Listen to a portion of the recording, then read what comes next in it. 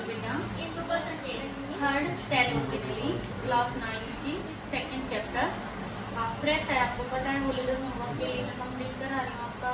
ठीक है, third cell organelle का नाम है गोल्जी एपरेटस। इसे गोल्जी बॉडी भी बोलते हैं, और जो गोल्जी एपरेटस है इसे डिस्कवर किया था कैमिलियो गोल्जी ने नर्व सेल के अंदर। तो फर्स्ट लाइन से क्वेश्चन क्या निकला अपना, गोल्जी एपरेटस को किसने डिस्कवर किया था? तो कैमिलियो गोल्जी ने डिस्कवर किया था। किसके अंदर, कौन सी सेल के अंदर? नर्व सेल के अंदर डिस्कवर किया था। वो कब डिस्कवर किया था? 1898 के अंदर। ठीक है, ये फर्स्ट है अपना। और स्टेन कौन सी यूज की? स्टेन होता है कलर। अब एक कोई सेल ऑर्गेनेली देखनी है तो उसे देखने के लिए उसे कलर देना पड़ता है स्पेशल। हर सेल ऑर्गेनेली की अपनी स्पेशल स्टेन होती है। तो गोल्जी एपरेटस के लिए जो स्टेन यूज की थी कैमिलियो गोल्जी ने, उसका नाम क्या है? क्रोमेरोजेनेटिक स्टेन। कौन सी स्टेन है? क्रोमेरोजेनेटिक स्टेन। अब क्या है, जो गोल्जी एपरेटस है ना, जैसे एंडोप्लाज्मिक रेटिकुलम देखा था 3 फॉर्म में था, ऐसे ही जो अपना गोल्जी एपरेटस है ये भी, इसके भी कितने फॉर्म है? 3 फॉर्म है। फर्स्ट फॉर्म सिस्टरली स्टेन एंडोप्लाज्मिक रेटिकुलम की तरह है, और सेकंड फॉर्म जो है वो है वेसिकल। ठीक है, सेकंड फॉर्म का नाम क्या है? वेसिकल। थर्ड फॉर्म जो है उसका नाम क्या है? वैक्यूल। एपरेटस जो है बेटा, इसकी 3 फॉर्म्स हैं। कितनी फॉर्म है? 3 फॉर्म है। फर्स्ट सिस्टरने, सेकंड वेसिकल, थर्ड है वैक्यूल। ठीक है, अब जो गोल्जी कॉम्प्लेक्स है ये मेम्ब्रेन का नेटवर्क है। किसका नेटवर्क है? गोल्जी कॉम्प्लेक्स मेम्ब्रेन का नेटवर्क है। बहुत सारी मेम्ब्रेन है इसके अंदर, जैसे एंडोप्लाज्मिक रेटिकुलम था ना मेम्ब्रेनियस नेटवर्क, ऐसे ही सेम जो गोल्जी कॉम्प्लेक्स है ये भी मेम्ब्रेन का नेटवर्क है। ठीक है, और गोल्जी एपरेटस एक्सटेंसिव मेम्ब्रेन का नेटवर्क है, और ये न्यूक्लियस के पास मिलेगा एनिमल सेल के अंदर। एनिमल सेल में गोल्जी एपरेटस कहाँ मिलेगा? न्यूक्लियस के पास मेम्ब्रेन का नेटवर्क। फिर प्लांट सेल जो है उसके अंदर गोल्जी एपरेटस को क्या कहते हैं? डिक्टियोसोम। क्या बोलेंगे? डाइकैटियोसोम या डिक्टियोसोम। क्वेश्चन आएगा डिक्टियोसोम क्या है, किसमें मिलते हैं? तो डिक्टियोसोम जो है वो प्लांट सेल में मिलेंगे। फिर गोल्जी एपरेटस जो है ना, इसके 2 फेज है। कितने फेज हैं? 2, मतलब 2 एंड है इसके।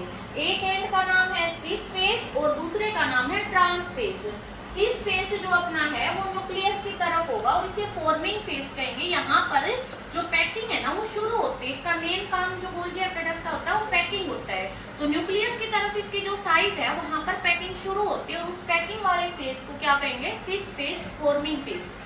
सेकेंड फेज है अपने पास ट्रांस फेज। ट्रांस फेज जो है वो अवे फ्रॉम न्यूक्लियस होगी, न्यूक्लियस से दूर होती है। और ट्रांस फेज को मैच्योरिटी फेज भी बोलते हैं।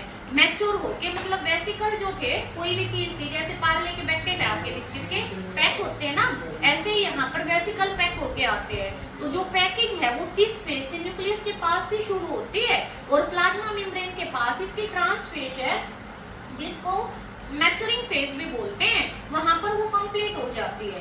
अब गोल्जी एपरेटस किस में नहीं है?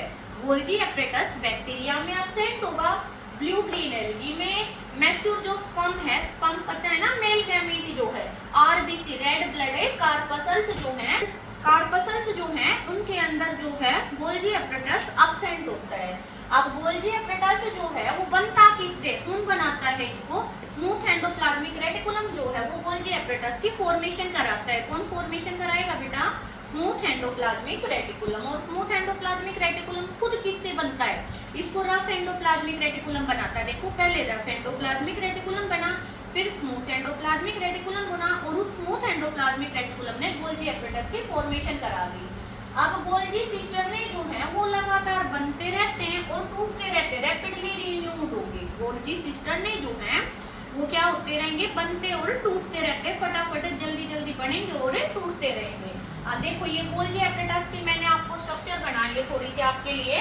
गोल्जी एपरेटस में सिस्टरने हैं, वेसिकल्स हैं, और जो वैक्यूल्स हैं वो है। वैक्यूल होती खाली स्ट्रक्चर, मेम्ब्रेन से बाउंड खाली स्ट्रक्चर। जब उस वैक्यूल में कोई कुछ चीज डाल दी तो उसे बोलेंगे वेसिकल। मैंने आपको बताया कि जो गोल्जी एपरेटस है इसका मेन फंक्शन पैकिंग का है। जब पैकिंग का फंक्शन है तो पहले खाली वेसिकल आए थे, वैक्यूल आए थे, और वैक्यूल में कुछ डाल दिया तो उसका नाम क्या हो गया?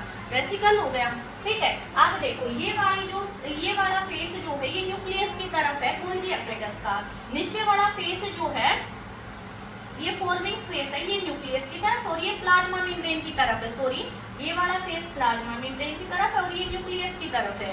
ये न्यूक्लियस की तरफ अभी चीजें बनने लग रही है और बनने वाले फेस को forming face that is cis face बोला था। ऊपर वाले फेस को मैच्योरिंग फेस और ट्रांस फेस बोला था।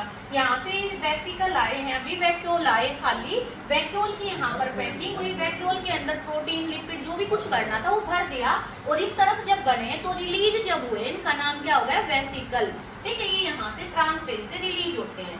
अब एंडोप्लाज्मिक रेटिकुलम के फंक्शन आ गए। फंक्शन क्या है बेटा एंडोप्लाज्मिक रेटिकुलम के? फंक्शन है, पहला फंक्शन है सिक्रेशन का, सेक्रेटरी फंक्शन। सेक्रेशन क्या होता है मैंने बताया, वैक्यूल आए थे, खाली वैक्यूल के अंदर लिपिड प्रोटीन फैट जो भी कुछ बनना था वो फिल कर दिया। वो फिल करके जब पैक होके कोई चीज जा रही है वो क्या है, सीक्रेशन।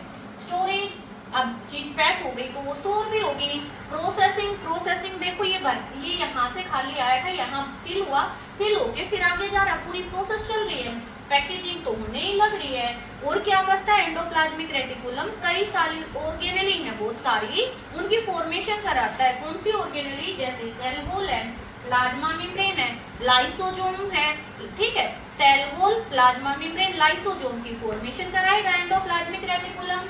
पैकिंग, स्टोरेज, प्रोसेसिंग, ये काम इसके हैं, ठीक है। तो एंडोप्लाज्मिक रेटिकुलम से क्वेश्चन क्या क्या बने वो बताओ आप। गोल्गी एपरेटस से क्या क्या क्वेश्चन बने? गोल्गी एपरेटस की फॉर्मेशन किससे होती है? एंडोप्लाज्मिक रेटिकुलम से। कौन से एंडोप्लाज्मिक रेटिकुलम से? स्मूथ एंडोप्लाज्मिक रेटिकुलम से। डिस्कवर किसने किया, कब किया, ठीक है, और किसके अंदर किया है, तो कौन सी सेल के अंदर इसे डिस्कवर किया, कितने फेज हैं इसके, कितने पार्ट हैं इसके, ठीक है। गोल्गी एपरेटस के फंक्शन क्या है, मैच्योरिंग फेज किस साइड है और जो फॉर्मिंग फेज है वो किस साइड है, ठीक है। इन सारे क्वेश्चंस के आंसर वन लाइन क्वेश्चंस की फॉर्म में कमेंट करोगे। Okay, bye.